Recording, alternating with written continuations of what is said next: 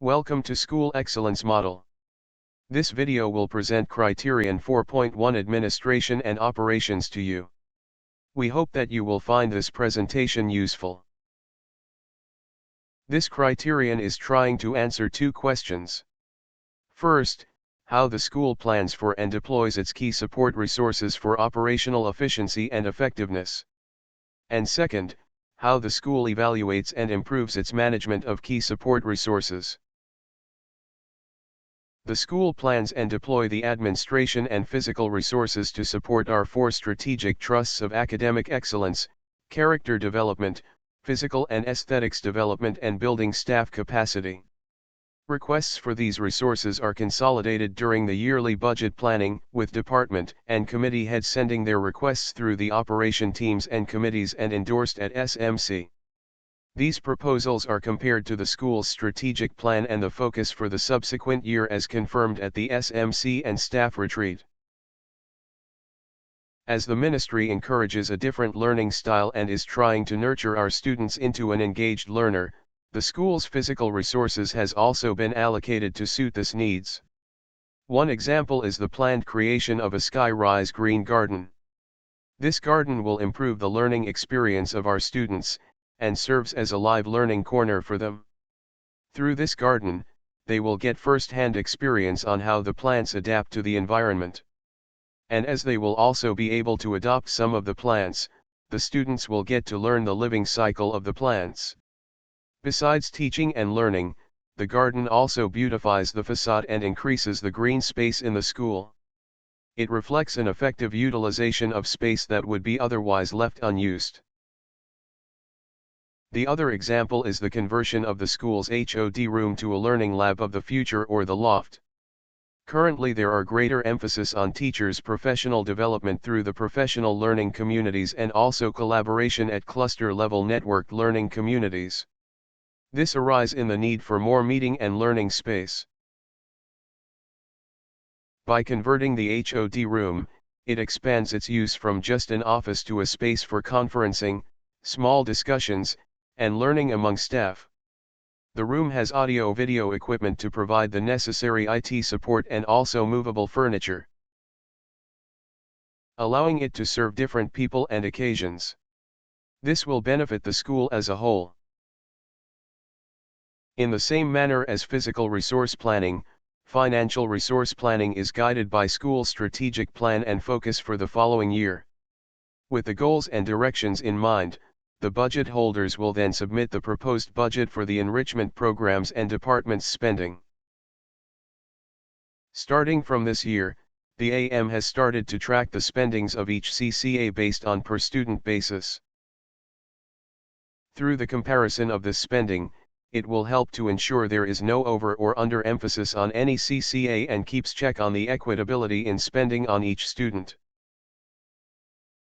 The AM also do a past 3 years budget and actual expenditure record of each department and an overall budget and expenditure projection for the next 2 years. These data are then converted into a graphical format. This graph will give a clear overall picture of the budget and expenditure trend over the 3 years and also highlight instances where planned budget do not match actual expenditure. As for the future budget projection, it will help school leaders get a clearer idea on the sustainability of the current expenditure pattern. Based on this information, they can then make the necessary amendments. To monitor the current year expenditure, the AM does a termly review for each department's budget. At the end of each term, the AM will check with the department budget holder if there is an overspending or underspending. During the middle of the year, the school leaders will conduct a mid-year review with all department budget holders. During this review, they will check with the budget holders if there is a need to request for additional funds due to additional programs and spending, or if the funds can be reallocated because programs are cancelled. Now, with all the resources deployed, how does the school evaluates and improves its management of key support resources? The school does it through the mid-year and year-end review.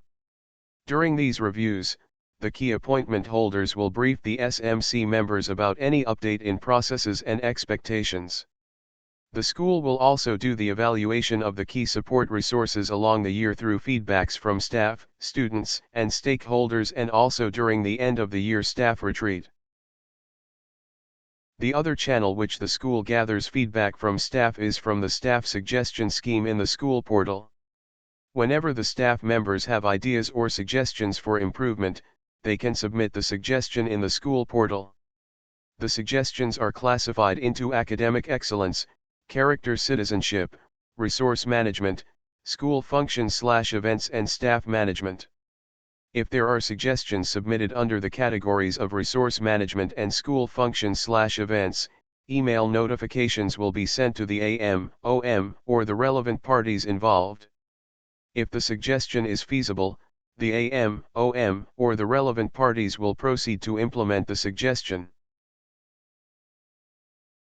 Besides the school portal, the Key Personnel Walkabout conducted twice per day also allows the school management team, discipline committee, and operation managers to respond quickly to facilities faults and student or school incidents.